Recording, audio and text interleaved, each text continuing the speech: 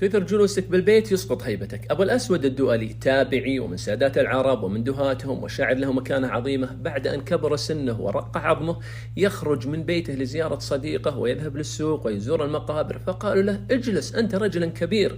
قال: لو جلست بالبيت اعتر بي أهلي، يعني سقطت هيبتي، واستأنس بي الصبي، يصبحون جلساءه الصبيان بعد أن كانوا الرجال العظام، واجترأت علي الخدم، يعني تجرأ والخدم، وكلمني من أهلي ما يهاب كلامي من أبنائه وأحفاده لكثرة جلوسه في البيت. لذلك تجدون كثير من الرجال بعد التقاعد تكثر مشاكلهم، ليس لأنهم سيئين ولا أن التقاعد سيء، ولكن كثر الجلوس في البيت يصبح يدقق في كل كبيرة وصغيرة، ومن هنا تبدأ المشاكل الأسرية.